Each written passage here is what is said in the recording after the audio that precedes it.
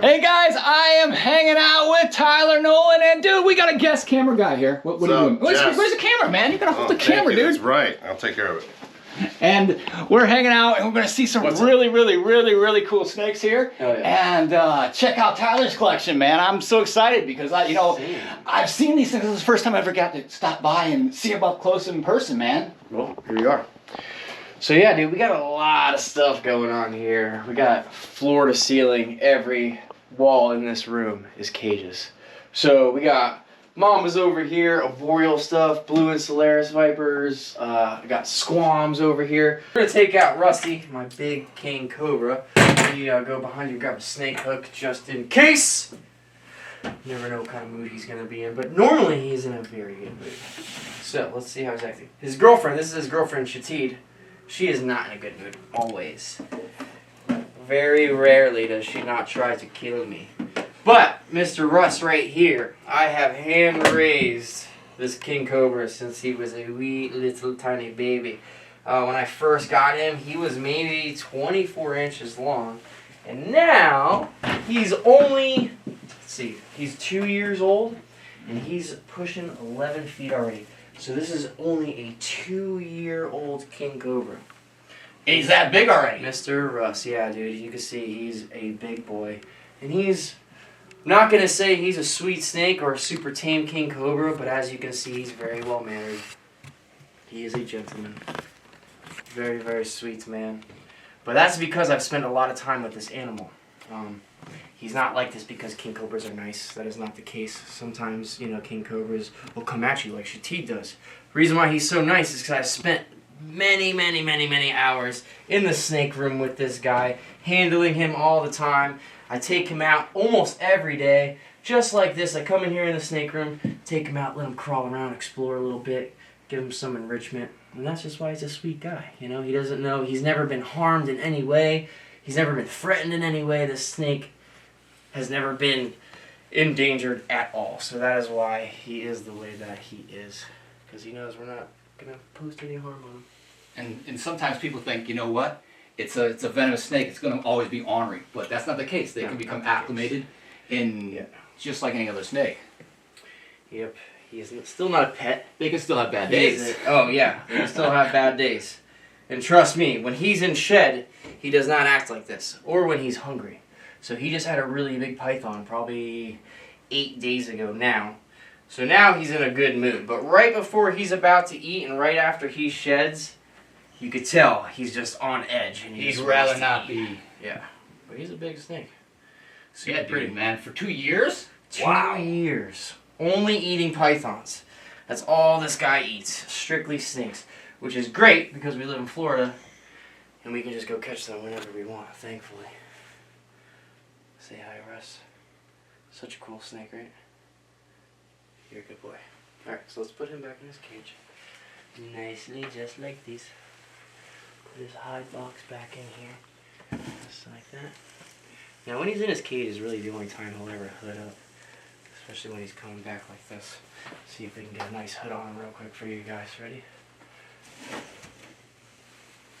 This is the only time he'll really hood. Is when he's in his cage. Yeah, that whole time he was out, because he didn't chill. have any kind of feeling of being threatened in any way. No, yeah. So, no reason to hood. no reason to hood. You know? So, next up on the list is my big boy, Batman. Now, this snake is cool for several reasons, and I will tell you why here in just a second. Let me focus on safely getting this guy out of the cage. So now, these guys have a little bit of a feeding response, so I always like to make sure I let my presence known before I continue to take them out of the cage. You don't want to never just go inside a rattlesnake's cage and just grab it. That's not very smart to do at all. So now let's safely close this behind me so I don't have to worry about that girl in the cage also. So, this is Batman, my big old rattlesnake. Now, he is a diamondback rattlesnake crossed with a canebrake rattlesnake. This particular individual was bred personally by Tom Crutchfield himself. He's a very good friend of mine. And Tom gave them to a buddy Sloan, who gave them to me a few years ago. These guys are 9 years old. Also, just like my King Cobra, He handles his snakes all the time, so they don't know any danger for humans. We do not pose any threats to these animals. So you see he's just chilling, scoping out the area. He's not rattling at all. He's being pretty calm, which is great. Obviously, you can see I am still watching his head the entire time and making sure no funny business happens. But he is a very well-mannered snake. How old is he? He is 8 or 9. Probably actually now that yeah, he's probably pushing 9 years old now. And he's big. He weighs 20 pounds easily. He's huge, guys. He's huge. Like, he's a heavy snake for sure. Look at that. He's got that girth, man. Like, your hand just even fitting around him. That's big. Big. And I've been trying to breed him. My buddy before me, he tried breeding them. But they're both hybrids. So we've come to the conclusion that you just cannot breed a hybrid with a hybrid. Now, what impact would that have if you were bit and you needed anti-venom? Well, cane breaks are terrible venom. Obviously, you Being guys know it's one of the worst besides Mojave rattlesnake to be bitten by. So I would definitely not want to take a bite from these guys. Wouldn't want one. Yeah, a mixture of both. Both of those, yeah. Not fun. Not only that, but look how fat the head is. So the venom yield of this snake is just insane. Like, look how big that head is. It's almost the size of the palm of my hand. It's a big head. Speaking of big heads, we're going to take out another snake right after this that has a huge head also and the largest fangs out of any snake in this room. So let's put Batman away and then on to the next killer. Not so much of a killer though. He's pretty cool.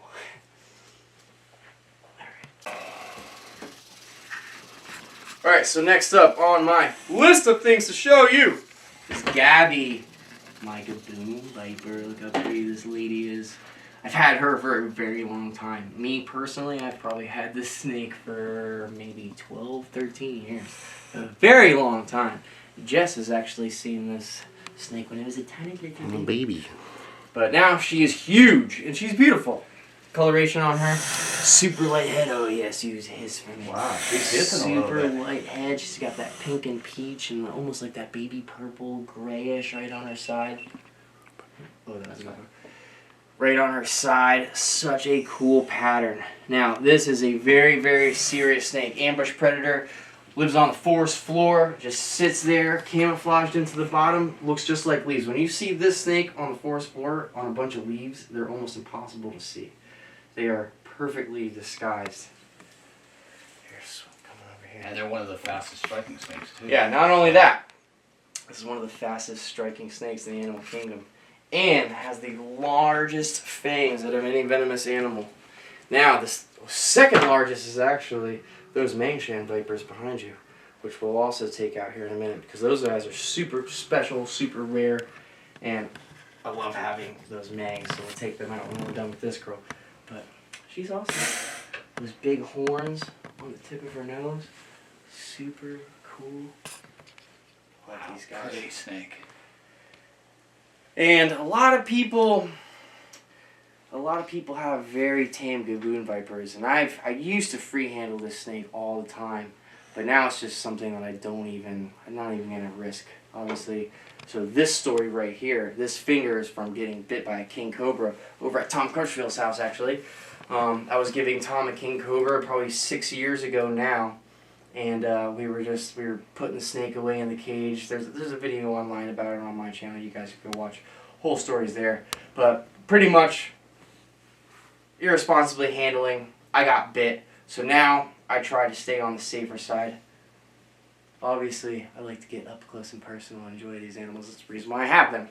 But you have to be very, very careful, because before you know it, you can end your life or lose a finger. Luckily, I just lost a finger. They are no joke. No joke at all. So let's go ahead, put this sweet girl back. Safely got up her Yeah, tail you guys like should that. definitely check out that video on Tyler's channel. Yeah. For sure. Beautiful snake though. That pattern is just incredible. So cool. Big, fat, slow snake. But man, could they strike. Definitely not slow strikers. That's the crazy thing about them. They look like they're like this caterpillar that's just moving along so super slow. Dude, and I've seen them strike But then- backwards. Dude, one of the few Vipers that I've ever worked with that literally we were unboxing them at Strictly. We're getting like a huge shipment of wild Cockapoon Vipers in, and you grab them by the tail, and they literally go from lying flat to just backwards, mouth open. It is the most bizarre thing you'll see. They're super dangerous. And still hit you. Oh yeah. Wow. I don't want to mess with those. All right. Next up, Mingshan Vipers. One of my favorites. They're crazy though. Whoa, they are super nuts. Oh, they are crazy. All right. So these gloves are bite proof. I know a lot of you guys were like, Tyler, what the hell are you doing right now? You're just grabbing a snake with gloves on. These are Hex Armor gloves. They are bite proof. All right. But you still have to have your wits about you because these snakes are, dude, such a badass snake, right? Gnarly.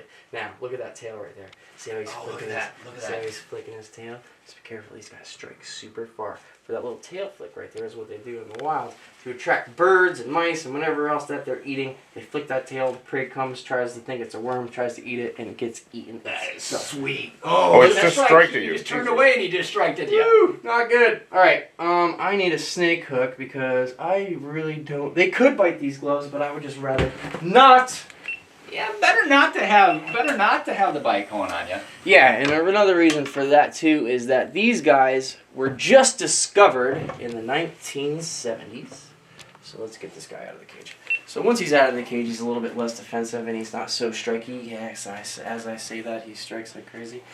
So these guys are found in 2 tiny mountain ranges in China, at the very top of the mountain. Now these guys are threatened and endangered species. There are less than 500 of them left in the wild. Like I said, they were just recently discovered. So the venom toxology on these snakes is not really known. So to take a bite from one of these guys, we don't really know exactly what will happen. They are a super powerful neurotoxin. You can see how fast they strike. Insane fast, dude. You can barely even see it happening. All I see is a flash of white in front of me. But yeah, dude, they are badass snakes. Super camouflage. Just look at the pattern on these guys.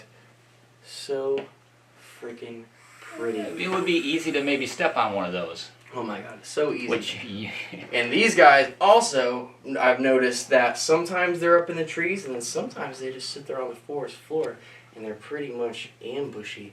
I've also, Tom Crutchfield, he's been breeding them. He has several pairs of them.